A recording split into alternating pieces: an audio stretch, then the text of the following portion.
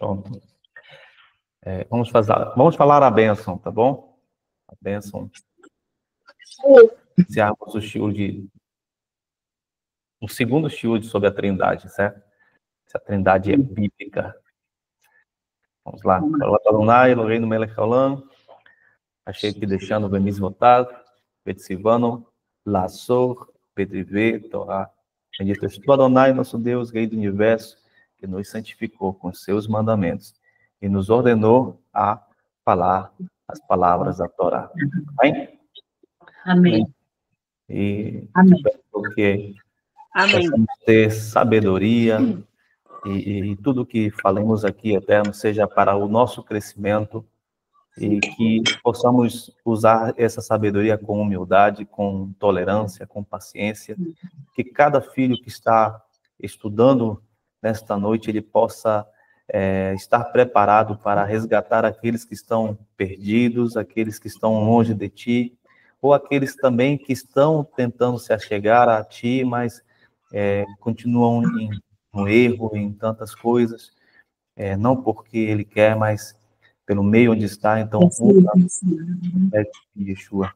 Amém. Amém? Amém. Agora sim. Agora você. Olha só.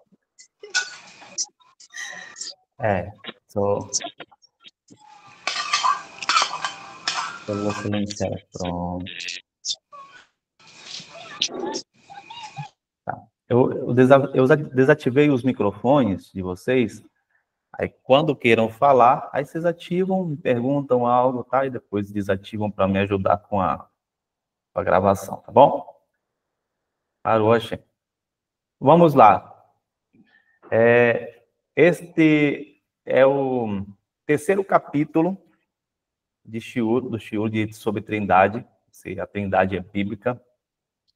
E estamos, através do examinar das Escrituras, né, como base das Escrituras, porque não podemos falar algo, não podemos afirmar algo, se nós não temos base nas Escrituras. Isso é muito importante, né?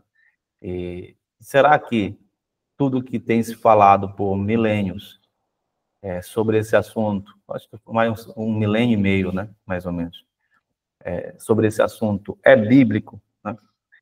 E vocês lembram que no shiur passado, que nós falamos de 2 capítulos, falamos a palavra Echad, que significa unidade na singularidade e também unidade na pluralidade.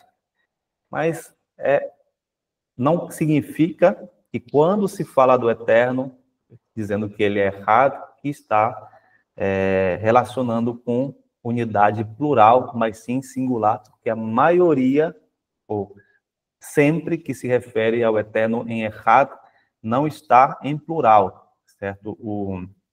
Quando se usa o verbo, não está em plural, né? E, assim também, quando também estudamos sobre a palavra Elohim, né? E Elohim, nós também vimos que dentro dessa palavra, ela significa autoridade e poder, não necessariamente várias pessoas, né? E também se refere a diferentes seres, também funções. Então, Elohim também pode ser um anjo, pode ser um juiz, pode ser um ser humano, pode ser um falso Deus, mas também é falado ao Todo-Poderoso de Elohim, porque Elohim não é o nome, e sim um título, um atributo, né? Quando se refere ao Eterno, também a palavra Elohim, o verbo da palavra que acompanha a palavra Elohim está sempre no singular. É uma maneira de nós vermos que não está se relacionando a deuses, né? E eu creio que deu para entender um pouco. E nesse terceiro capítulo, eu estou falando sobre o quê? Ou vou falar sobre o quê? Sobre a pluralidade do término Adonai, certo? Adonai,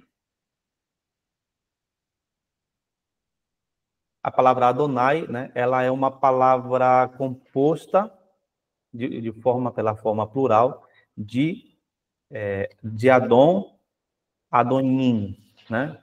Aí tem um sufixo de ai. Por isso fica Adonai. A palavra mesmo é Adon. E o plural é Adonim. E quando usamos o sufixo aí, né, é utilizado como se fosse também o plural. Também pode ser usado como plural. E deixa eu compartilhar a tela para vocês. Só um momentinho. Eles me avisam se estão conseguindo ver a tela ou não, tá? Olha só. Conseguem ver a tela? Sim. Né? Sim, sim. Deixa eu ver se consigo ver aqui a tela. Pronto. Pronto. Será que eu consigo? Eu queria mesmo era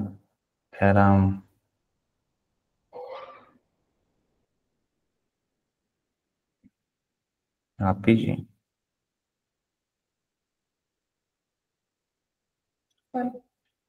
Porque eu quero que a mostre.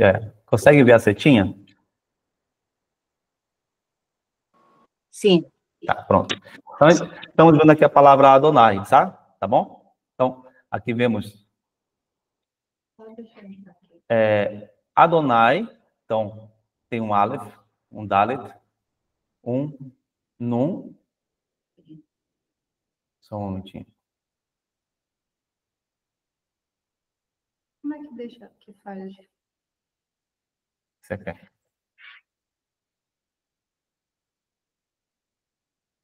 Uhum. Pronto. Perdão, gente. Só ajeitando aqui umas partes técnicas. Tá. Então, voltando. Aqui, Adonai, certo? Aleph. Tá vendo um tracinho? É um Aleph e um tracinho que significa um A, um Dalet, um Nun e um Yud. Se lê Adonai. E aqui embaixo, nós estamos lendo a palavra Adon. A, Aleph, Dalet. Aí, esse Vav tem um pontinho em cima, fica mais fácil para vocês entenderem, e um Nun final. Por isso fica Adonai. Adonai. Adonai. Tá bom? Até aí, ok? Conseguiram ver? Ok. Tirou? Tirei. Certo? Pronto. Então, há uma diferença, tá, entre Adonai e Adon. Adon, o que é que Adon significa? Senhor, amo, dono, chefe, esposo, rei, governante, soberano, certo? E existe 5 maneiras ou 5 formas da gente, ou diferentes da gente mencionar a palavra Adon. Então, Adon pode ser no singular, significando Senhor. Adoni, meu Senhor. Adonim, senhores, no plural. Adonai, os senhores de, no plural. E Adonai, meus senhores ou meu Senhor. Tá? E Adonai, assim como Elohim, ele pode significar meus senhores ou meu Senhor, tá bom? Então, se excluirmos a forma plural de Adonai, a palavra Adon, ela é usada 200 vezes nas Escrituras, quase sempre em referência a homens. Então, lembre disso. Adon, quase sempre Adon é referência a homens, tá? Também há referências de Adon para anjos e até mesmo para o Todo-Poderoso, certo? Então, a palavra Adon pode se referir a um marido, porque eu quero mostrar isso para vocês. Lembrando que nós estamos mostrando a parte literal. O Peshat é muito importante para você dominar para você poder fazer a interpretação, porque se você não sabe o Peshat, você vai errar na interpretação. E como eu disse na aula passada, é cadenciada, né? Tem um ritmo, só que esse ritmo vai nos fazer chegar longe, porque se a gente começa com tudo, então pode ser que a gente não tenha uma boa experiência, mas quando a gente vai cadenciado, A gente vai chegar longe com paciência e é a melhor maneira para que você possa absorver bem esse conteúdo, tá bom? Então, a palavra Adon, usando o Peshat, pode se referir a um marido. E onde que nós achamos esse texto? Por exemplo, em Gênesis 18, 12. Tá? Sara, diz nesse texto que Sara riu, ou riu-se interiormente, dizendo: terei prazer quando for velha, quando meu senhor, ou seja, Adom, for velho. Então, essa palavra Adom que ela está usando é para quem? Para Abraão, certo? E na primeira carta de Pedro 3, do 5 ao 6, lá a gente encontra, na primeira carta de Pedro 3, do 5 ao 6, a gente encontra uma citação de Gênesis, que está escrito: porque assim se adornavam as santas mulheres da antiguidade, que esperavam em Deus, estando sujeitas aos seus maridos. Assim, Sara obedeceu a Abraão, chamando-o de Senhor. E vocês se tornaram suas filhas, se fizerem o bem e não se assustarem com nenhum medo. Tá? Pedro falando em sua carta. Então, quando a gente usa esse texto, a palavra hebraica Adom, que está escrito Senhor ali, né? Sara obedeceu a Abraão, chamando-o de Senhor. A palavra foi traduzida como Kurion, que é uma forma de Kurios, que significa senhor, governador, governante, proprietário, tá bom? Essa tradução da palavra Kurios posteriormente, mas foi traduzido como Kurion, que é o mesmo que Adom, segundo a tradução da Septuaginta, do hebraico para o grego, da Tanakh, ou seja, como é chamado o Antigo Testamento, certo? Então, e também existe outro texto em Juízes 19, 26, que a gente pode também encontrar ali outro exemplo, que fala que também é falado o marido de Adom. Quando amanheceu, a mulher veio e se deitou à entrada da casa do homem onde estava o seu senhor, até que amanheceu. Juízes 19, 26. Então, quando fala onde estava seu senhor, está se referindo ao seu marido. Certo? Passo, né? Até aí. A palavra dom também ela pode se referir a um patrão, a um dono. Onde nós achamos isso? Gênesis 24, 14, quando encontramos o servo de Abraão, o Abraham, falando de seu dono com estas palavras: e assim saberei que você teve misericórdia do meu Senhor. Então chamou ele de Adom. Também existe outro texto, em Êxodo 21, 5, mas se o servo persistir dizendo: eu amo meu Senhor, minha mulher e meus filhos, não ficarei livre. A gente está falando aí no tempo do Shemitah, né? Quando o hebreu, o israelita, tinha a oportunidade de sair, né, vamos dizer, debaixo do seu senhor, que provavelmente ele tinha sido servo. A palavra é escravo, mas é um escravo diferente, como um trabalhador, um servo. E ali ele decidiria se ele poderia sair ou ficar com o seu senhor. Então, ali a gente está falando de um patrão, né? Então, tu já viu que Adom pode ser marido e Adom pode ser patrão. Outro também é que a palavra Adom pode se referir a um sacerdote, certo? Prestem bastante atenção que é semelhante à palavra Elohim. Só que se nós não sabemos como foi traduzido, e por isso é importante aprender a apontar esses textos, tá? Porque quando lemos em português, o que vai acontecer? Se perde, né? Se perde. E eu vou deixar para vocês todas essas citações bíblicas, tá? Vai estar no documento para vocês, onde já vão ter aí uma gama, bastante conteúdo, para que vocês possam reforçar o conhecimento, para que vocês possam também, a partir daí, ter uma experiência talvez até de ensino, tá bom? Então, a palavra dom, ela também pode se referir a um sacerdote. Então, vocês lembram da história do profeta Samuel, né? Do profeta Samuel.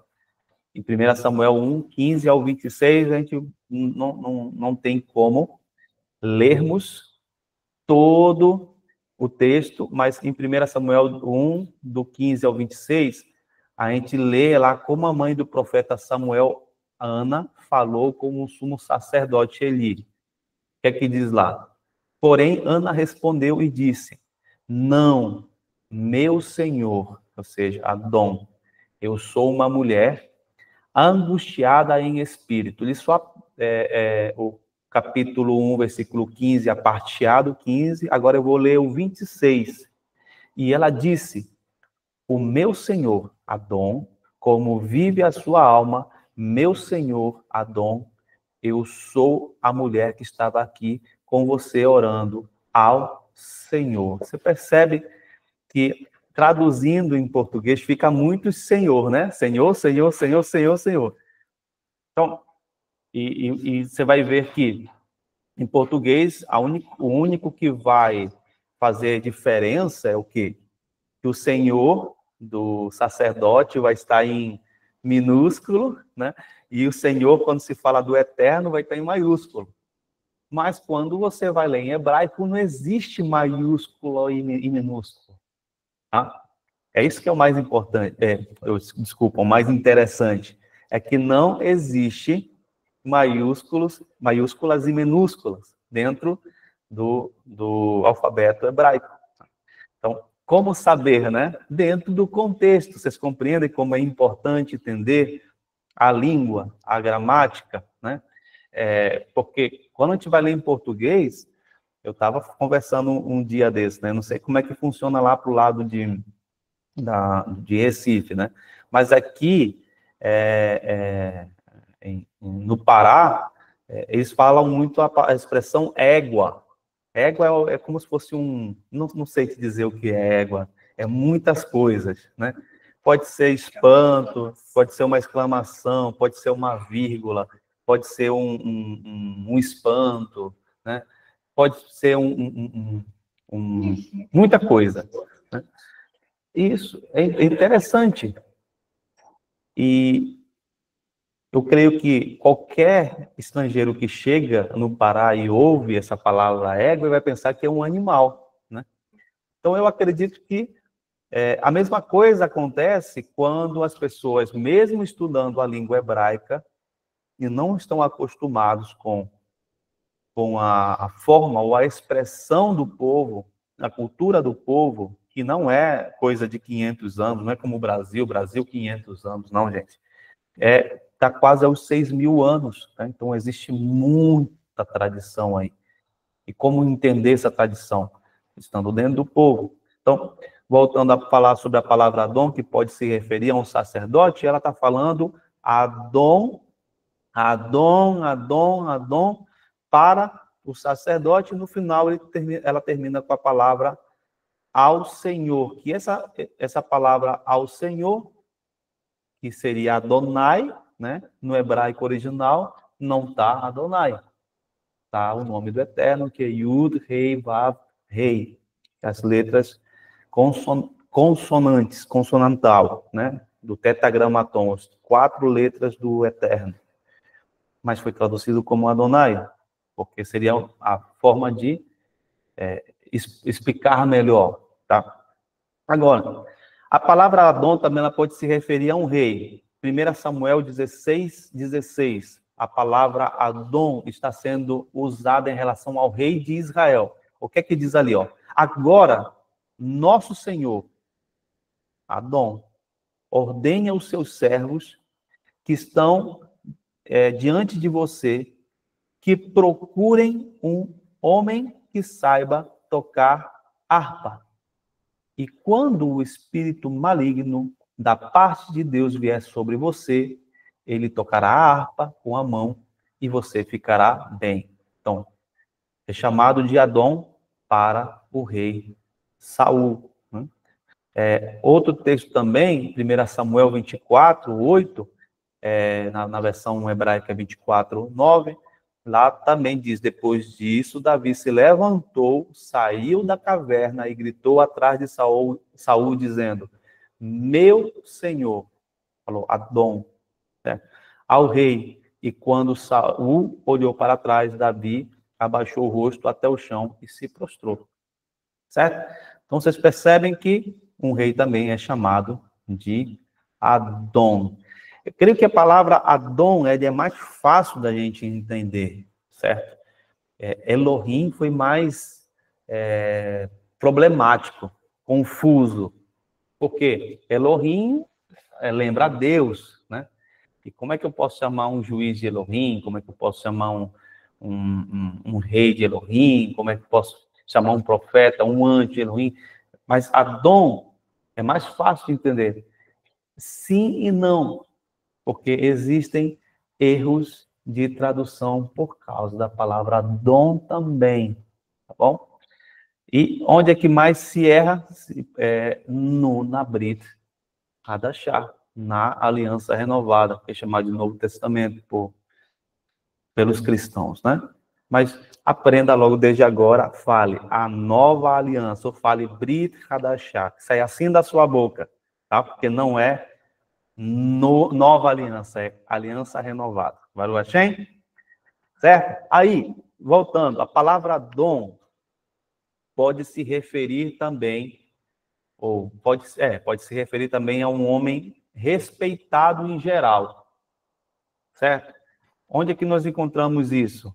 Uma homenagem a Efron, um dos antigos habitantes da Terra Prometida.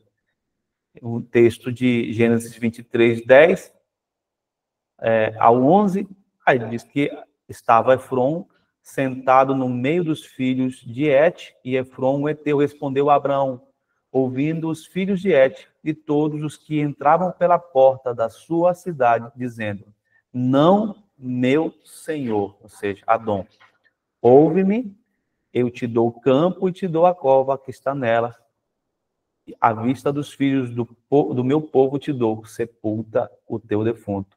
Essa é a história que vocês devem ter lido já, quando Sara morre e Abraão vai atrás de um lugar ou uma terra para sepultar Sara. E ele vai a Efron, né? O heteu, certo? E para comprar essa terra. E chama ele de meu senhor. Tem outros também, certo? Rebeca, que chamou Eleazar, porque Eleazar é o servo, Eleazar era o servo de Abraão. Só que ele era o servo de Abraão com o título de Adom. Como é que um servo tem um título de Adom? Porque alguém deu para ele. Mesmo que ele seja servo, se foi lhe dado o título de Adom, será chamado de Adom. E a gente vê que quando Elazar ou Eliezer foi em busca da esposa para Isaac, né? Que no caso foi Abraão, que pediu para ele ir buscar uma esposa para Isaac. Ele, quando encontra Rebeca, ela o chama de meu senhor. Raquel também, ela chamou ao seu pai de Adom, né? Isso está em Gênesis 31, 35. Jacó chamou de meu Adom, a se referir ao seu irmão Esaú ou Esaú, seu irmão de... Isso, foi chamado de Adom. E eu acho interessante porque ele poderia ter chamado ele de irmão, mas porque usa a expressão meu senhor ou meu Adom. É um título, é um título dado. Por isso que, digamos que na nossa cultura brasileira, às vezes temos a prática de dar um título a alguém, mas geralmente era antes que se fazia isso, né? Mas dar um título a alguém, ou quando alguém te reconhece com um título, mesmo que seja tua mãe, teu pai, teu irmão, teu filho, é porque no Brasil, de fato, você conseguiu conquistar esse lugar, né? Mas antigamente, principalmente na cultura hebraica, era comum uma pessoa que estava em um lugar de autoridade ter esse título de Adão. Certo, gente? E agora, na sociedade israelense moderna, o título Adon ou Adoni é frequentemente usado ao se dirigir a um homem desconhecido. Assim como no Brasil se utilizava, me lembro a primeira vez, eu sou velho, gente. Estava numa loja chamada Otoshi, pela primeira vez eu fui numa loja chamada Otoshi, eu fui comprar alguma coisa lá, não tinha 18, tinha uns 17. Quando eu fui comprar, a pessoa me disse assim, você vai passar só esse produto, senhor? Eu tinha 17, eu olhei. Se esse senhor é como se fosse o nosso senhor de respeito, né? Na cultura moderna, sim. Hoje é usado Adon e Adoni na cultura moderna, mas esse Adon bíblico é um título, tá? É um título. Não se chamava Adon qualquer pessoa, tá? Você não falava Adon para o comerciante, ou dono da taberna, ou comerciante de fruta. Era só para quem lhe era dado esse título, tá? A palavra Adon pode se referir ao mensageiro celestial também. Em Josué 5,14 está escrito: e ele disse, não mais agora venho como capitão do exército do Senhor. Né? Está traduzindo Senhor, mas está o nome do Eterno, como eu disse, Tetragrammaton, Yud Rei Bad Rei. Então Josué se prostrou por terra e, inclinando-se diante dele, disse: que diz o meu Senhor ao seu servo. Certo? Então, aí quando se apresenta a Josué um anjo frente a ele, em Juízes 6, do 12 ao 13, a mesma coisa. E apareceu-lhe o anjo do Senhor e disse: o Senhor é contigo, homem valente de guerra. E Gideão lhe disse: meu Senhor, Adom, se o Senhor é conosco, por que nos aconteceu tudo isso? E onde estão todas as suas maravilhas de que nos falaram nossos pais, dizendo: não nos fez o Senhor subir do Egito? Então, quando está falando o Senhor, está falando de Adonai. Mas agora o Senhor nos desamparou e nos entregou nas mãos dos midianitas. Você percebe que tem várias vezes a palavra Senhor, mas a maioria das vezes que está falando a palavra Senhor está se referindo ao Eterno, e só uma vez a palavra Senhor, ou seja, Adon, é referido ao anjo. Certo? A mesma coisa aconteceu com Daniel, certo? A mesma coisa aconteceu com Daniel quando o anjo se lhe apresentou, Daniel 10, 17 ao 19, esses textos vão estar para vocês lerem, que Daniel também chama o anjo de Adon. Então, falei o texto aqui de Josué 5, 14, Juízes 6, do 12 ao 13, Daniel do 10, do 17 ao 19. Nesses três textos, a palavra Adon é usada para falar dos mensageiros celestiais, certo? E a forma singular, certo, é usada como sufixo da primeira pessoa no singular, ou seja, Adoni, meu Senhor. A palavra também é usada no plural quando se fala de anjos, como também podemos ler isso em Gênesis 19, do 1 ao 2. Assim, os dois anjos chegaram a Sodoma à tarde. Essa é a parte onde ia ser destruído Sodoma e Gomorra. Se vocês já leram esse texto, sabe que anjos foram atrás de Ló para resgatar a sua família a pedido de quem? De Abraão. Abraão orou ao Eterno para que salvasse os justos que estavam na terra. E não existia 10 justos, por isso que a terra foi destruída, mas o Eterno teve graça para salvar Ló e sua família. Então, esses dois anjos chegaram lá à cidade de Sodoma à tarde, e quando Ló estava à porta de Sodoma, quando Ló os viu, levantou-se para encontrá-los, e prostrando-se com o rosto em terra, disse: eis que agora, meus senhores. Quando ele fala meus senhores, está traduzido em hebraico Adonai. Como é confuso? Podia estar Adoni, né? Meus senhores, mas está escrito Adonai. Chamou de Adonai para os anjos. Certo? Então, peço-vos que entreis na casa do vosso servo e passai ali a noite, lavai os vossos pés, depois vos levantareis de madrugada, ireis vosso caminho. E eles, porém, disseram: não mais passaremos a noite na praça do mercado. Aí no finalzinho fala: mas Ló disse-lhes: não, por favor, meus senhores. Adonai de novo. Ele usa duas vezes a palavra Adonai. Certo? E nesse texto a palavra Adon aparece de forma plural como sufixo possessivo. No singular, Adonai. No plural é Adonim. Tá? Adonai é no sufixo possessivo da primeira pessoa no singular, que também significa literalmente meus senhores. E como a gente está vendo aqui nesse texto, tá? Em relação aos mensageiros celestiais, certo? A palavra Adonai é usada somente nessas duas ocasiões em toda a Escritura em referência a qualquer pessoa que não seja o Eterno. Para que nós possamos falar sobre esses anjos, por que foram chamados de Adonai, isso é lá para frente, quando for estudar sobre anjos. E poder entender mais sobre os anjos, tá? Mas eles são chamados de Adonai e eles não eram Adonai. Certo? Deixa eu ver aqui. A palavra Adon também pode se referir ao Todo-Poderoso, mas Adon não é referente a um homem. Aqui está dizendo que a palavra Adon também se refere ao Todo-Poderoso.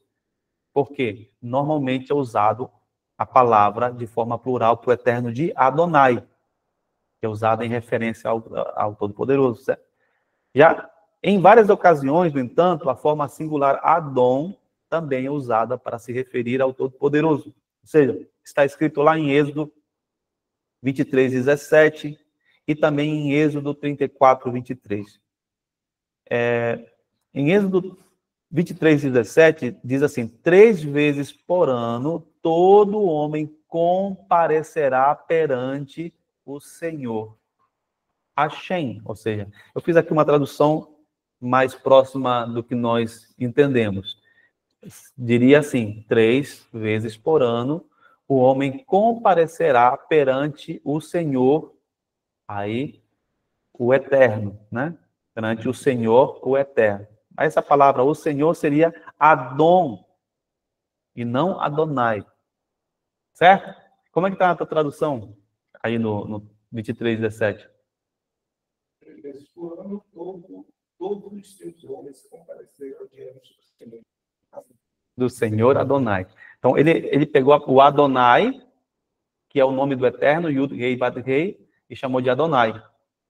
Mas lembrando que Yud, Rei, Vav, Rei não quer dizer Adonai. Ele foi traduzido como Adonai para não falar o nome do Eterno. Tá? Mas antes do nome do Eterno está Adon. E também em Josué 13, 11, diz assim: eis que a arca da aliança do Senhor. Poderia dizer do Senhor em maiúsculos, né, como a gente geralmente lê, né? Mas não. A arca do Senhor está falando Adon, de toda a terra. Então, você percebe que ele está falando do dono da terra, Senhor da terra. Vai passar o Jordão diante de vós. Então, dos textos que eu falei para vocês, que a palavra Adon foi dada para o Eterno. As formas plurais da palavra Adon, eu mencionei, né? Acima, Adon e Adonim, significa, meus senhores. Essas palavras são usadas nas Escrituras em referência tanto a anjos quanto a homens, como eu disse, certo? Já vimos isso em Gênesis, eu falei agora, no início, do 19, no 1 ao 2, e no 18, como a forma plural Adonai foi usado em relação aos anjos. Onde era que foi falado? Quando os dois anjos chegam para destruir Sodoma e Gomorra, e Ló os chama de Adonai, certo? Em Deuteronômio 10, 17, está escrito: porque Hashem, teu Elohim, é Elohim dos Elohim. Estou falando essa palavra Elohim porque vocês já sabem que é Elohim, né? Então, porque Hashem, então, está falando o nome do Eterno. Deuteronômio 10, 17. Porque Hashem, teu Elohim, é Elohim dos Elohim e Senhor dos senhores. Certo? Ok. Deixa eu ver aqui o negócio.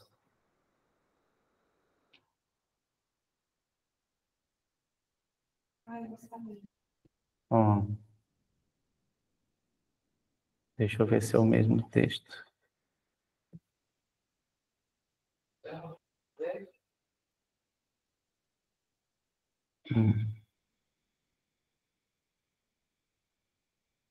Você vai colocar?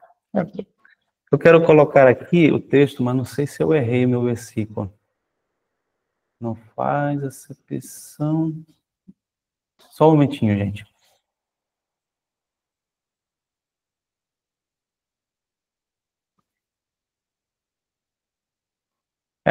Deuteronômio 10, 17. Como é que está a tua tradução?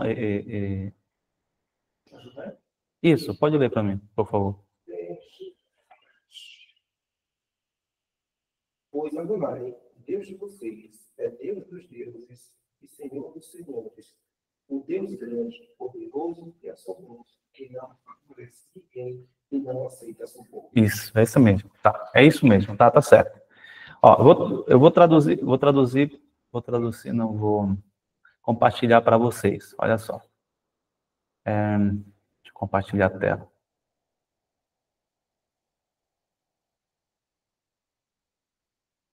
Pronto.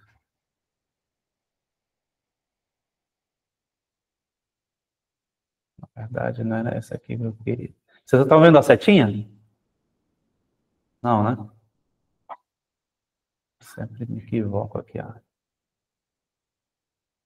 vocês estão vendo a setinha? Agora. Pronto. Sim. Só um momentinho. Tá? Então, aqui, ó. Que. Estão vendo a setinha, né? Que. Sim. Aí o nome do Eterno. Isso aqui é traduzido na versão que o em vermelhinho, que o Leandro leu, ele leu como Adonai, tá? Aí vocês veem que está um Yud, um rei, um Vav e um rei, tá vendo? Certo? Esse aqui é o nome do Eterno. Esse é o nome do Eterno. Então, que Hashem, ou Eterno, que foi traduzido como Adonai, mas não quer dizer Adonai, tá, gente? Isso é só um acréscimo, digamos. Então, que o Eterno, que aqui vem Elohei, Eloheichen, tá? Eloheichen. Então, quando fala Eloheichen, é vosso Deus, Hu, vosso Deus, Eloheichen Hu, tá? Eloheichen Hu. Aqui vem Elohei, tá vendo? Essa expressão Elohei. Então, quer dizer o quê? Vosso Deus é Elohim, Hu é Elohim, Elohei, ou seja, que é Deus. Ra Elohim. Então é Elohei, Ra Elohim. Deus dos deuses, seria isso. Depois vem Va Adonai. Esse azul que eu marquei é o que nós estamos lendo, ó. Adonai. Então aqui não está escrito Adonai, nem Adonim, mas está escrito Adonai. Tá vendo? Adonai. Aqui azulzinho de novo. Ra, que aqui é um rei, o A aqui embaixo. Ra. Adonai. Então, Va Adonai, Ra Adonim. Certo? Então, é isso aqui, ó. Todo azul, que quer dizer Senhor dos Senhores.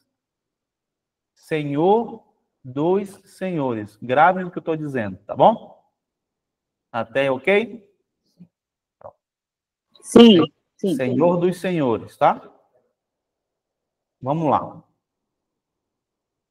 Essa é uma forma construta, ou o sentido construto, porque é para poder dar um som melhor dentro da expressão. Porque você não poderia dizer assim, Adonim, Adonai dos Adonim, ia ficar estranho.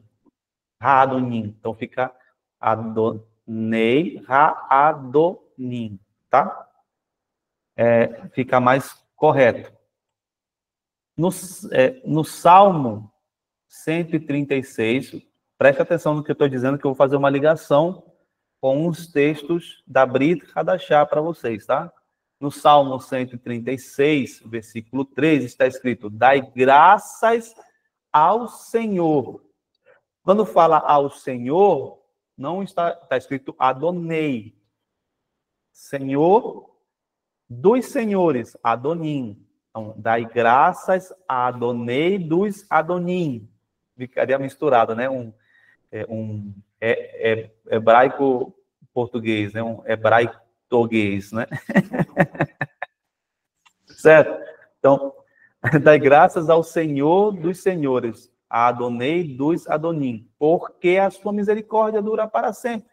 Então, vocês percebem que nesse texto, o Todo-Poderoso, ele é chamado de Adonim dos Adonim. Por que eu estou falando do Adonim dos Adonim? Porque Adonai é só para soar correto, bonito. Como eu disse, é a forma construta, tá? Da palavra. Mas é como se o Eterno estivesse sendo chamado assim, Adonim dos Adonim. E Adonim dos Adonim soaria como senhores dos senhores. Né? Ficar estranho. Só que a segunda ocorrência da palavra Adonim aqui pode se referir tanto a anjos quanto a homens.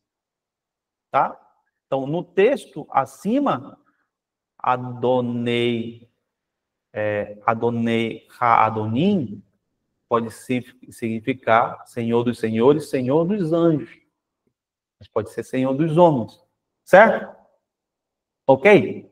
Então, esse é onde esse texto mostra, né, que a palavra Adonim pode se referir aos anjos.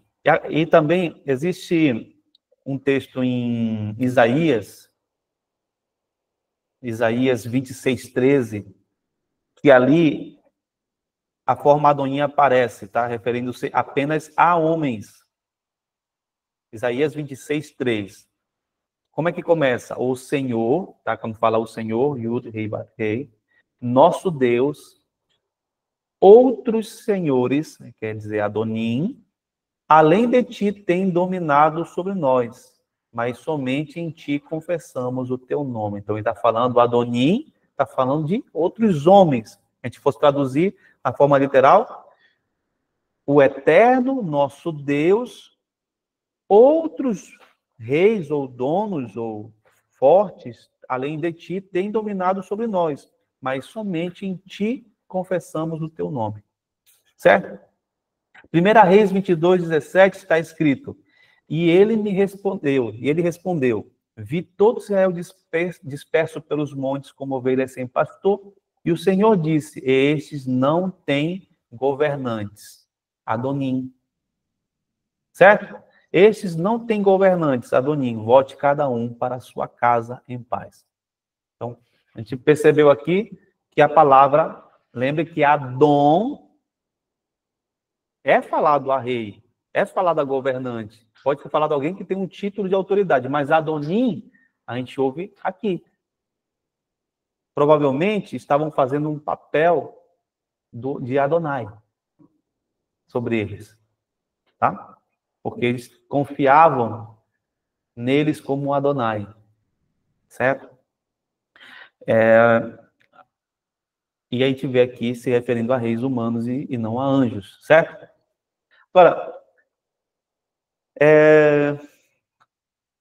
quero usar o mesmo texto que nós lemos lá em cima para nos referir. Ô, Moré, lembrei de um texto lá na Brit Hadashah que fala de Yeshua. Yeshua é chamado de Senhor dos Senhores. Então, se ele é Senhor dos Senhores, ele é Adonai. Porque é esse texto que eles utilizam para se referir a Yeshua como o próprio Adonai, como o próprio Deus. E onde nós achamos isso? Por exemplo, 1 Timóteo 6, do 14 ao 16. Eu vou ler na versão, na NVI. Preste atenção nesse texto na NVI. Preste bem atenção no texto da NVI. Deixa eu abrir aqui o meu telefone e a Bíblia. Eu vou ler na versão da NVI, tá? Que é nova versão internacional. Olha como ela é tendenciosa. Preste atenção. 1 Timóteo 6, do 14 ao 16. Olha o que diz. Que guardes este mandamento sem mácula e repreensão até a aparição de nosso Senhor Jesus Cristo. Versão NVI, estou lendo aqui, tá? A qual o seu tempo mostrará o bem-aventurado e único poderoso Senhor, Rei dos reis e Senhor dos senhores. Eu estou lendo na RC, nem na NVI, desculpa. Agora eu vou ler na NVI. Ó, grande é este mandamento imaculado e irrepreensível até a manifestação de nosso Senhor Jesus Cristo, a qual Deus fará se cumprir no devido tempo. Ponto. Ele é bendito e único soberano. Então, quando dá esse ponto, dá-se a entender que está falando de Yeshua. Ó, ele é o bendito e único soberano, o Rei dos reis e Senhor dos senhores, o único que é imortal e habita em luz inacessível, a quem ninguém viu e nem pode ver. A ele seja honra e poder para sempre. Amém. Essa é a tradução pela NVI. Ela é tendenciosa. Porque como é que seria a tradução correta dela, tá? Eu vou ler, por exemplo, aqui a versão que está atualizada, que é a ARC. Deixa eu ver a ARC. Almeida Revista e Corrigida. Não está falando sobre Yeshua assim, ó. Diz que guardes este mandamento sem mácula e repreensão até a aparição do nosso Senhor Jesus Cristo, a qual seu tempo mostrará o bem-aventurado e único poderoso Senhor, Rei dos reis e Senhor dos senhores. Né? Aquele que tem, ou seja, está falando que através do nosso Senhor Jesus Cristo vai ser mostrado o bem-aventurado e único poderoso Senhor e Rei. Então está falando de outra pessoa. Tem a versão Ará, deixa eu ver. Não, nessa versão não. Deixa eu ver, tem uma outra versão aqui.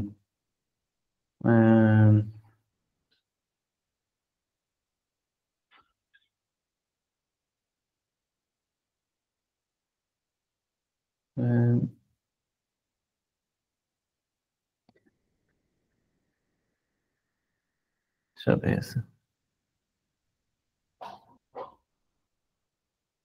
Tá. Eu estou com poucas versões aqui, tá? Mas se a gente fosse traduzir esse texto, seria assim, que guardes este mandamento sem mácula e repreensão até a manifestação do nosso Senhor Yeshua HaMashiach, a qual no tempo certo mostrará o bendito e único soberano, o Rei dos reis e Senhor dos senhores, o único que possui imortalidade e que habita em luz inacessível. Na Almeida Corrigida, atualizada, revisada e atualizada, ela está correta, tá? Essa tradução. Mas existem outras que se referem a Yeshua como soberano, o rei, senhor dos senhores, e imortal, e que ninguém o viu, e assim, né? Então, aqui existe esse debate, tá, gente? O texto grego pode estar se referindo ao Pai como único soberano, ou está se referindo ao Pai como único e soberano Rei dos reis, né? E não a Yeshua. Em Apocalipse 19, 11 ao 16, que é que está escrito lá? Aí sim, preste atenção. Aí sim. Está escrito assim: e vi o céu aberto, e eis que um cavalo branco estava montado nele, chama-se fiel e verdadeiro. Aí, quando vai falando de Yeshua que está montado nesse cavalo, diz assim: tem no seu manto e na sua coxa, um nome escrito: Rei dos Reis e Senhor dos Senhores. Então, isso aí é Yeshua. Então, nesse contexto, o que a gente compreende claramente sobre Yeshua? Que ele está voltando como um juiz, ele está voltando como um guerreiro e recebendo um título de autoridade. Lembrem que Eliezer não era Adom, mas foi feito Adom pelo seu Senhor. E foi dado o título de Senhor para ele, ou seja, a representação dele. Por isso que Rebeca fala para Eliezer, meu Senhor. Como é que eu sei sobre isso? Sobre a delegação? Mateus, gente. Mateus 28, 18, Yeshua, ele diz, toda autoridade me foi dada. Ele não tinha essa autoridade. Então, no Tanakh, o Eterno, ele é chamado Adonai Ha-Adonim, certo? Senhor dos senhores. Como em Deuteronômio, eu falei agora há pouco, 10, 17, Salmo 136, versículo 3. Aqui já mostra que Adonai está no plural de majestade, tá? Ou seja, indicando a autoridade intrínseca e absoluta, certo? Na Brit Hadashah, voltando e finalizando, estou chegando à parte final de Adonai, só a palavra Adonai, a gente vai passar para a parte final. Yeshua é chamado de Rei dos Reis, Senhor dos Senhores. Tá? Melech, Malchei, HaMelachim, vem Adon, Adonai, Ha-Adonim. É igual Adonai, Ha-Adonim, como também é falado na Tanakh. Ou seja, assim como foi falado para o Eterno Adonai, Ha-Adonim, para Yeshua também, em Apocalipse, é chamado de Adonai, Ha-Adonim. E, fortalecendo, aqui é um título real e legítimo, tá? E mostra que a autoridade foi recebida do Pai, ou seja, ele é Adon dos Adonim por delegação, entretanto, o Eterno é Adonai dos Adonim por natureza, entendeu? Então, esse é o entendimento que a gente tem que compreender. Ele é Adonai, Adonim, por delegação. E o Eterno é Adonai dos Adonim, Adonim, por natureza. Vocês compreenderam? E também, existe também a forma plural, ou quando o Eterno se refere a ele como... se refere como... a forma plural de Adonim também pode se referir a um único homem. Primeira Reis, o texto de Primeira Reis, que a forma plural, Adonim, foi usada para um rei, certo? Algo semelhante pode ser encontrado em Isaías 19, versículo 4, onde está escrito, entregarei os egípcios nas mãos de um senhor, singular, cruel, está falando do Adonim. E um rei feroz dominará sobre eles, declara o Senhor. Então, vocês percebem que até quando se usa a palavra Adonim no plural, é usado para um único rei. Certo? Baruagem? Eu vou deixar para vocês muitos textos aqui, tem 134 textos, tá? Onde o nome do Eterno foi mudado e substituído por Adonai. Não é o que eu quero falar, por isso eu não vou tocar sobre isso, tá? Se você comprar uma Bíblia hebraica em português, ou judaica em português, você vai ler em muitos textos da Tanakh o nome do Eterno chamando de Adonai. Tá? Então, vou deixar aqui 134 textos para que você possa ver onde está escrito o nome do Eterno e não está escrito Adonai. Tá? Por quê? Por que eu estou fazendo isso? Para que você compreenda de que o nome do Eterno não é Adonai, mas é uma forma respeitosa de se referir a ele. Certo, gente? E, concluindo essa parte, o significado de Adonai tem a ver com senhorio, mas o fato de ser colocado no plural mostra que se refere ao Todo-Poderoso, ou seja, o atributo do seu senhorio, ele não é algo limitado. Vocês compreendem? O nome Adonai para ele é de ilimitação. É isso que acontece com o nome Adonai. Baruch Hashem. E a segunda parte que eu quero falar com vocês. Capítulo 4, textos em que o Eterno fala no plural, que aí já começa a ficar um pouquinho mais confuso.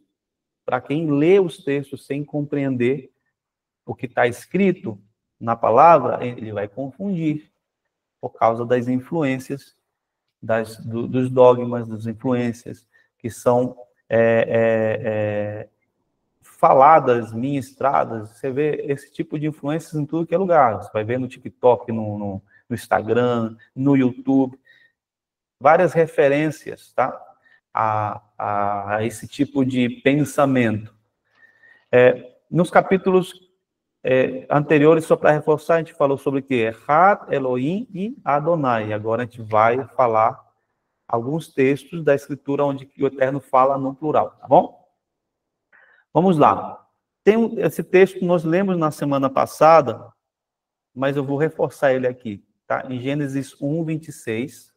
São 3 textos. Gênesis 1, 26, é logo no início da Torá, tá? Gênesis 1, 26, Gênesis 3, 22 e Gênesis 1, 11, do 6 ao 7, tá? Então, de 1 ao 26 diz, e Deus disse, façamos, tá vendo? O homem à nossa imagem, conforme a nossa semelhança. No 13, versículo 22, então disse o Senhor Deus, agora o homem se tornou um de nós, conhecendo o bem e o mal, e sabendo o que é bom e o que é mal. Ok? E o outro texto do capítulo 11, do 6 ao 7, e disse o Senhor, eu vou pular um pouquinho para ir para a parte final, venham, desçamos e confundamos a língua que falam para que ninguém entenda a linguagem um dos outros. Olha só, o Senhor se referindo a ele no plural. Então, a maioria dos trinitaristas usam esses textos para colocar a Deus, ou dizer que Deus, ele é triuno, tá? E se Elohim, né, ele é um, como acabamos de estudar na semana passada. E ele fala, façamos a nossa imagem, o homem é a nossa imagem, conforme a nossa semelhança. Aí depois fala, e o homem se tornou um de nós, que é no outro texto que eu li agora há pouco. E no final fala, farei o homem a minha imagem, conforme a minha semelhança. Desculpa, não é isso não, ele fala, o texto fala, façamos do homem a nossa imagem, o segundo é, conforme a nossa semelhança, e o homem se tornou um de nós, e o terceiro, venha e vamos descer, né? São 3 textos. Então, ele sempre fala no plural. O correto seria ele falar assim, farei o homem a minha imagem, né? Porque se ele fosse só um. O outro seria conforme a minha semelhança. E no texto de Gênesis 3, 22, ele falaria assim, o homem se tornou como eu. Né? E em Gênesis 11, do 6 ao 7, venha, descerei e confundirei a sua língua. Né? Porque ele é um e deveria falar no singular. E aí, para a gente entender isso, é meio complicado. E para a gente poder compreender sobre isso, é necessário ir aos comentários, tá? E ao longo dos séculos, gente, presta atenção que isso não é algo que foi fácil de se entender, né? Mas ao longo dos séculos, muitas diferentes teorias, elas foram apresentadas na tentativa de explicar esse fenômeno, tá? E embora a maioria dos exegetas cristãos considerem que esse texto expressa a deidade trinitária, a maioria dos intérpretes judeus manteve a ideia de que o Eterno está falando com o seu conselho divino. Então, vamos para os dois lados. O lado de lá, cristão, fala que está falando com uma parte, né, da deidade trinitária, né? Cada um falando um com o outro ali, né? Pai, Filho e Espírito Santo. Já os judeus, eles mantêm a ideia de que o Eterno está falando com os seus seres angelicais. Existe isso. Por exemplo, em 1 Reis, que eu tenho um exemplo aqui, 22:19, está escrito assim, tá? Micaías respondeu, portanto, ouça a palavra do Senhor. Viu o Senhor assentado no seu trono e todo o exército do céu em pé junto a ele, à sua direita e à sua esquerda. Então, esse texto de 1 Reis 22:19 mostra que o Eterno está sentado e ao seu redor há um conselho, certo? Outro texto que também nos afirma sobre isso é Salmo 89, do 6 ao 7, que diz assim: quem no firmamento se pode comparar ao Senhor? Quem entre os filhos dos poderosos é semelhante ao Senhor? Deus, muito temível no conselho dos santos, tá vendo? E poderoso acima de todos os que estão ao seu redor. Então, aqui está falando que existem conselheiros ao seu lado, ao seu redor. Né? Daniel também 7:10, está escrito: uma corrente de fogo corria diante dele, milhares de milhares o serviam e miríades de miríades estavam diante dele. A corte estava assentada e os livros foram abertos. Apocalipse 4:4 fala também a mesma coisa. Ao redor do trono havia 24 tronos, e assentados nos tronos havia 24 anciãos, vestidos de vestes brancas com coroas de ouro na cabeça. Então, quando a gente vai para a parte do Talmud babilônico, ali tem um rabi chamado Yehudá, ele diz assim que quando o santo, bendito seja, quis criar os homens, ele primeiro criou uma companhia de anjos, servos, e disse a eles: vocês querem que façamos o homem à nossa imagem? Estou pegando só um texto aqui do Talmud. Agora, por outro lado, falei a versão, né, a versão judaica. Por outro lado, como os anjos não são mencionados até o versículo 26, porque vai ter pessoas que vão querer se embasar no que está escrito na Torá, certo? Mais ainda no que está escrito na Torá. Então, se a gente for ler sobre anjos no livro de Gênesis, a gente só acha a primeira menção no capítulo 26, certo? Do primeiro capítulo de Gênesis. Desculpa, no versículo 26, não no capítulo não, no versículo 26 do primeiro capítulo de Gênesis, a gente acha sobre um anjo, tá? Então, como a gente só acha no versículo 26 do capítulo 1 de Gênesis, é possível, tá, encontrar argumentos que o Eterno não poderia ter falado com alguém que ainda não havia sido apresentado no relato.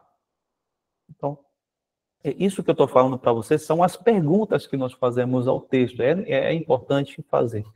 Portanto, né, é possível você encontrar interpretações que são expressadas na literatura do Midrash.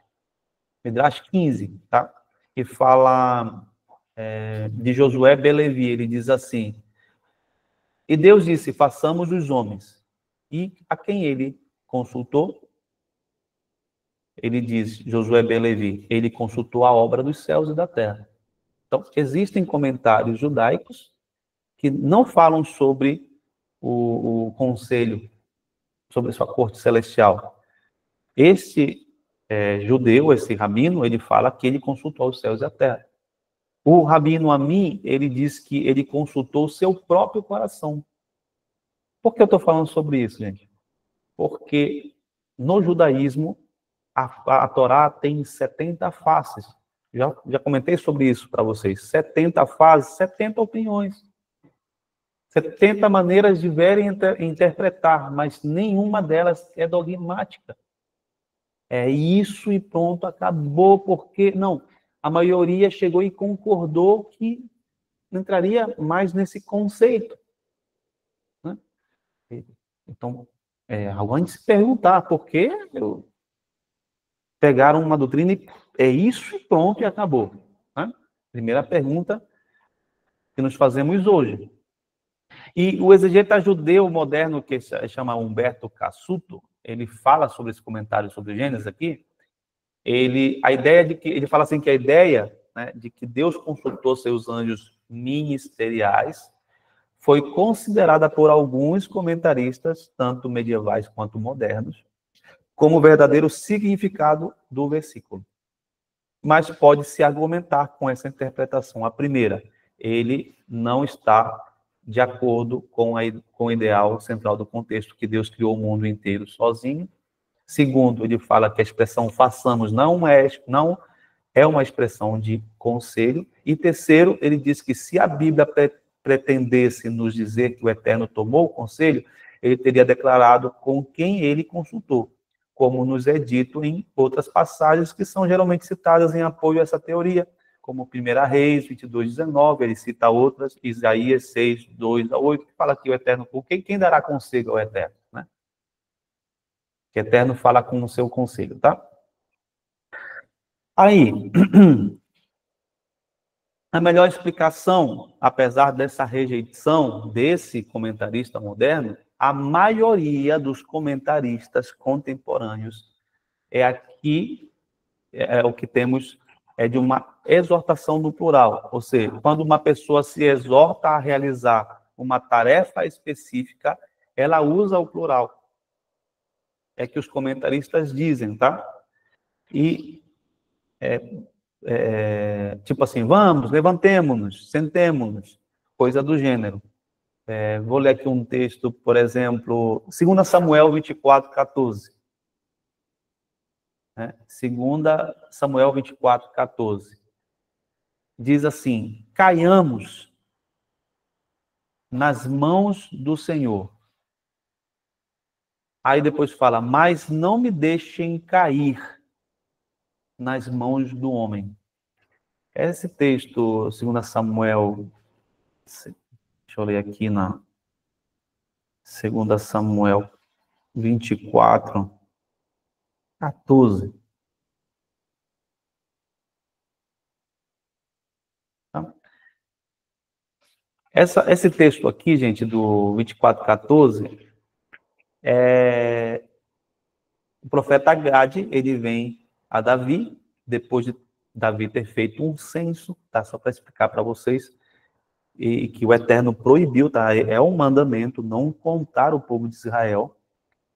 E Davi faz isso, ele conta, certo? E ele se arrepende, viu que fez algo de errado, algo muito errado. O profeta Gade, ele vem e anuncia 3 sentenças, tá? 3 sentenças sobre Davi. Ele diz assim, escolhe 7 anos de fome, obrigado. 3 meses que fuja dos seus inimigos, ou 3 dias de peste sobre a terra. Por ele haver contado, tá? O povo de Israel. Aí Davi, ele prefere cair na mão do Eterno, porque ele diz assim, ó, respondeu Davi a Gade, acho-me grande aperto, caímos nas mãos de Jeová, porque muitas são as suas misericórdias, porém nas mãos dos homens não caia eu. Nessa tradução aqui fala, acho-me em grande aperto, caiamos nas mãos de Jeová, porque muitas são suas misericórdias, porém nas mãos dos homens não caia eu. Então, primeiro ele usa o plural e depois ele usa o singular. Você está vendo? Certo?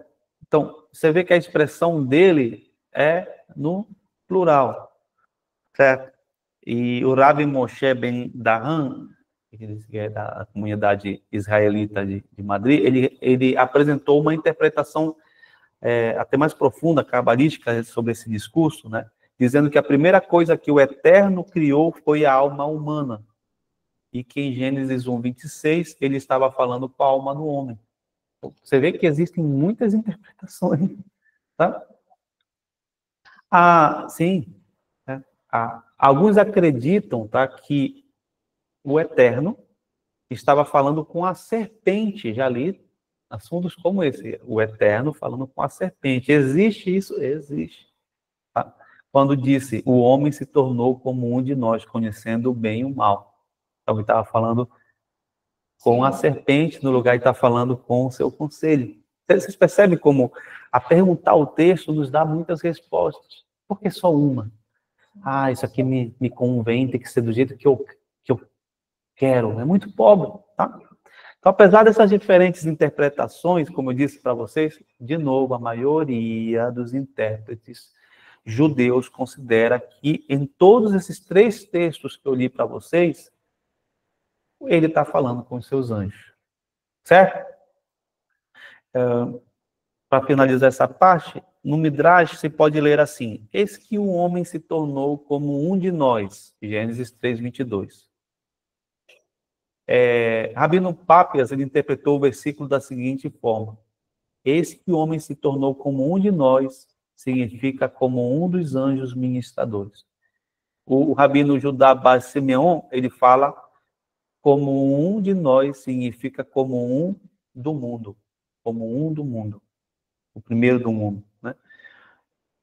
Porque está escrito, ouve Israel, o Senhor é nosso Deus, o Senhor é um, errado. O outro mais diz aqui que os rabinos disseram que como um errado de nós significa como Gabriel. Então eles usam já um anjo. É um errado, homem, no meio deles vestido de linho. Certo? Então, e quando a gente vai ler esse mesmo texto, tem o Targum, tá, gente? As traduções no aramaico. No aramaico, tá? Dos textos da Torá, da Tanakh, no aramaico. No Targum, olha como é que está escrito lá, em Gênesis 1:26, os mesmos textos que eu li para vocês. Disse Deus aos anjos que o serviam e que haviam sido criados no segundo dia da criação do mundo. Façamos o homem à nossa imagem. No Targum.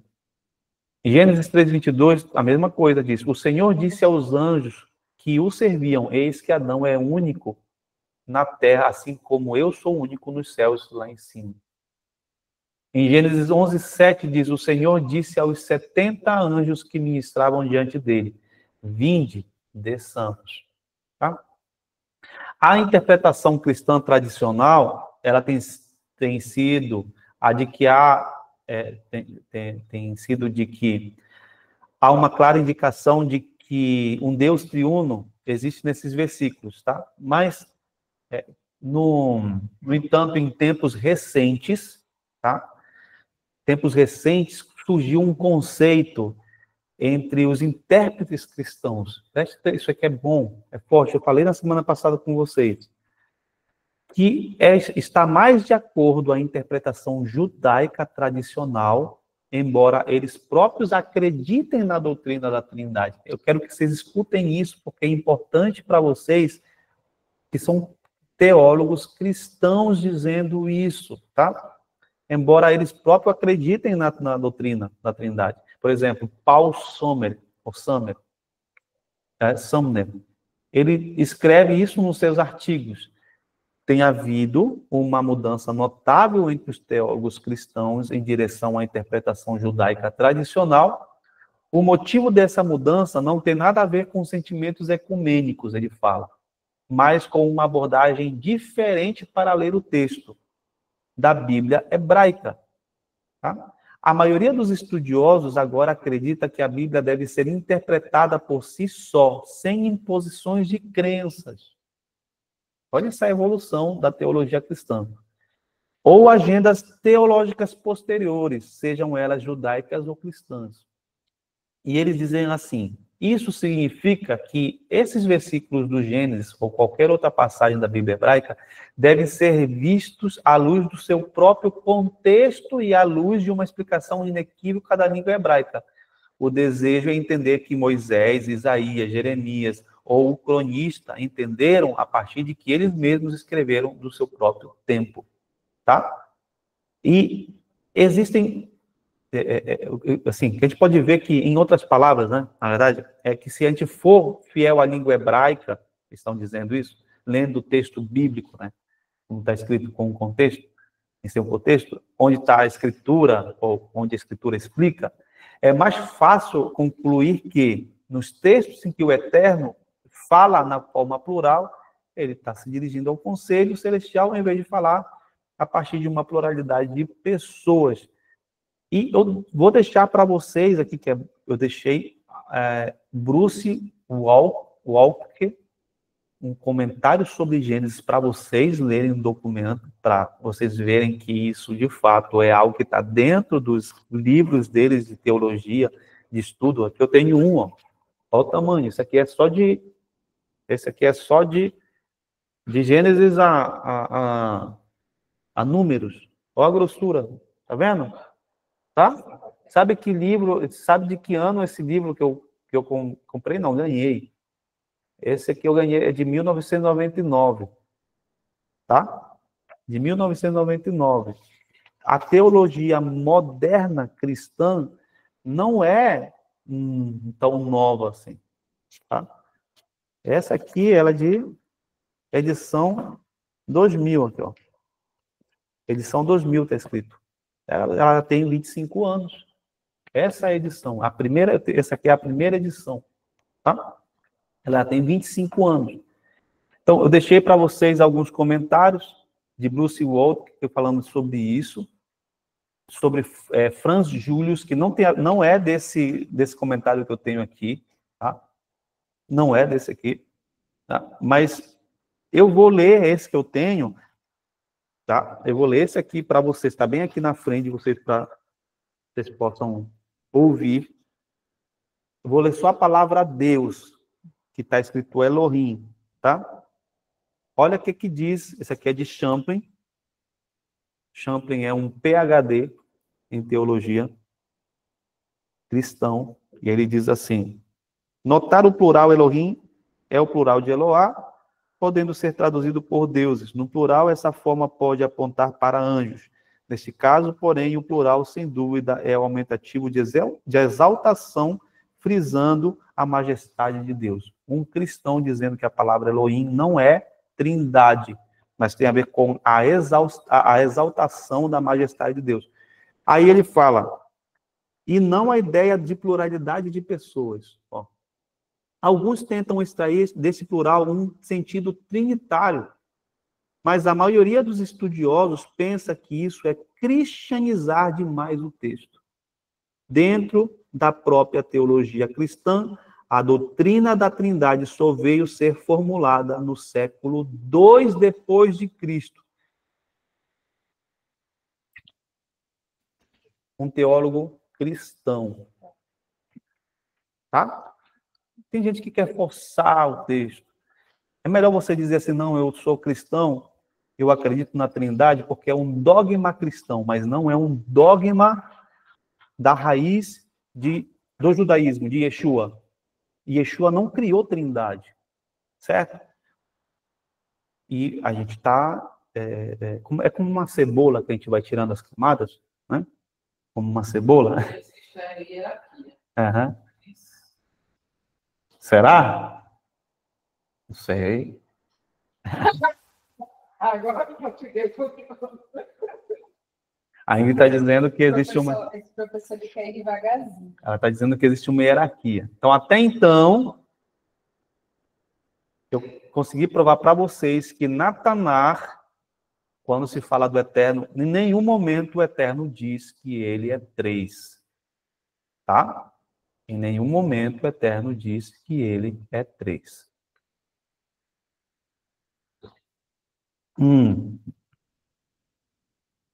Quero dar o último exemplo para vocês no estudo da Nova Versão Internacional, que foi escrita por intérpretes, tá? De cristãos conservadores, NVI. Deus fala como rei criador, anunciando sua obra de coroação aos membros de sua corte celestial. Então, está escrito aonde esse texto?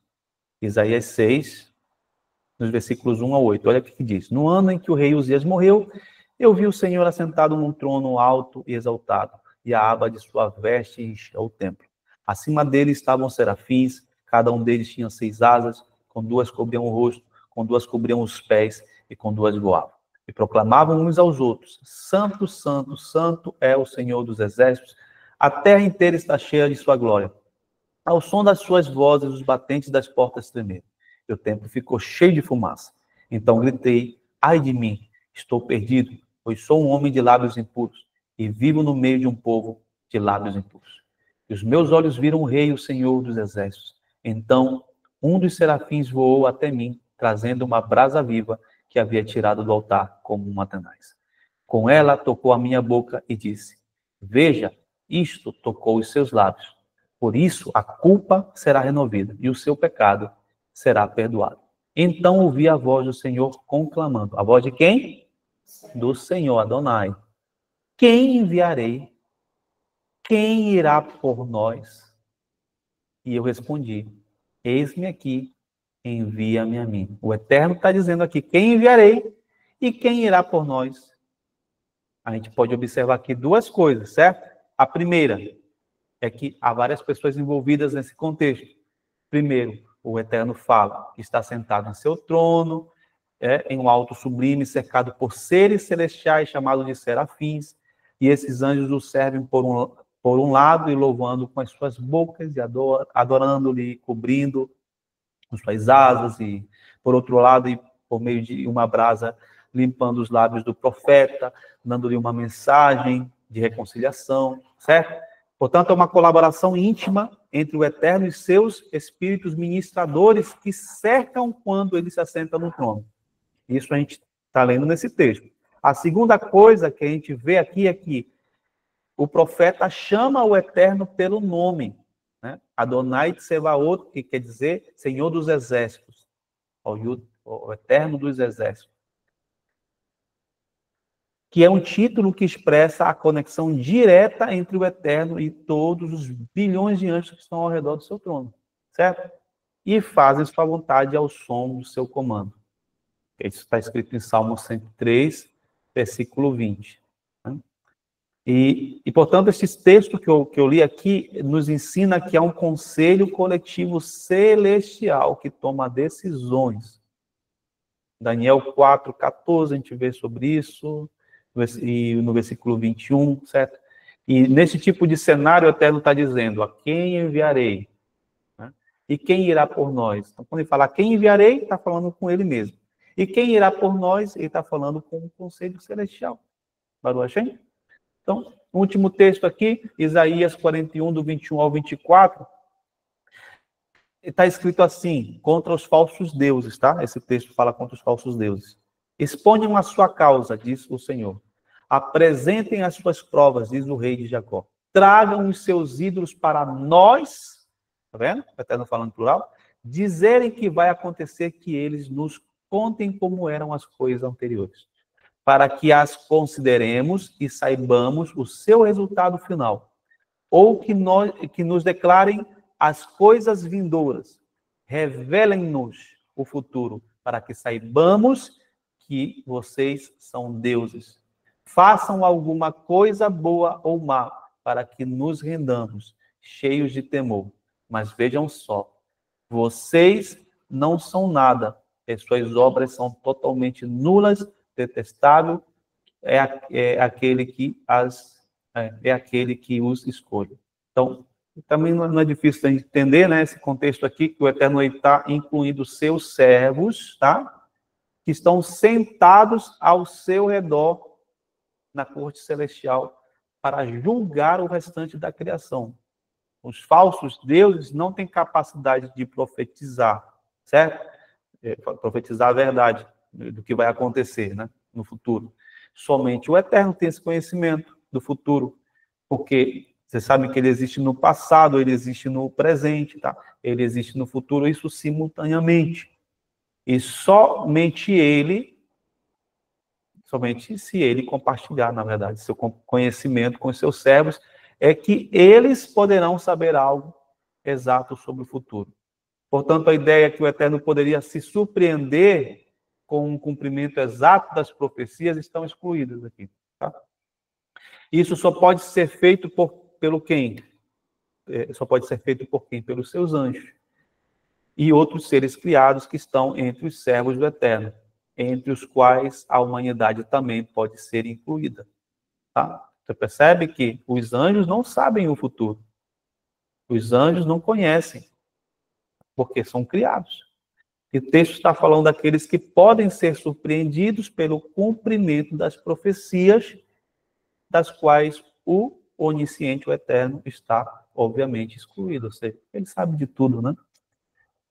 E, portanto, essa passagem, gente, não pode ser interpretada como se Deus Trino pudesse ficar surpreso com o conhecimento do futuro dos falsos deuses, mas deve ser entendida como base na ilustração do Rei Eterno que está cercado por espíritos ministradores.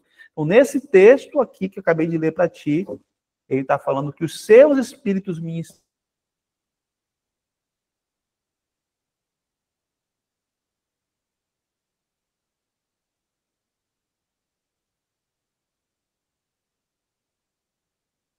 vontade, mas eles não sabem, certo, o que passa na cabeça do Eterno, né? E a gente conclui dizendo que nos textos em que o Eterno está falando no plural, não há evidência de que ele é uma pluralidade de personalidades, mas sim ele está se comunicando e delegando suas comissões aos seus servos celestiais que estão ao seu redor. Eu deixo um salmo para vocês que diz: bendigam ao Senhor, vocês, seus anjos poderosos, que obedecem à sua palavra. Bendigam ao Senhor todos os seus exércitos, vocês, seus servos, que cumprem a sua vontade. Bendigam ao Senhor todas as suas obras em todos os lugares do seu domínio. Bendigam ao Senhor a minha alma. Salmo 103, 20 ao 22. Eu encerro esse 4º capítulo, certo? Sobre a palavra, ou quando o Eterno se expressa em plural, quando ele acabei de dizer aqui, quando ele parou a Shem. Na próxima semana a gente já vai entrar que eu vou falar um pouquinho sobre o princípio dos agentes, tá? Capítulo 5. A gente já fez 4 capítulos, falou 4 capítulos, 4 temas. Echad, Elohim, Adonai, e quando o Eterno se expressa no plural, certo? E no 5º capítulo a gente vai falar o princípio dos agentes. O que é um agente? A gente vai saber. Vocês já devem saber o que é um agente, né? É o princípio dos agentes. A gente vai entender o princípio dos agentes à luz da palavra de Deus, tá? Amém? Amém. Amém. Amém. Alguém quer perguntar alguma coisa sobre esse assunto? Não vá muito além daquilo que a gente falou. Vou botar na gravação.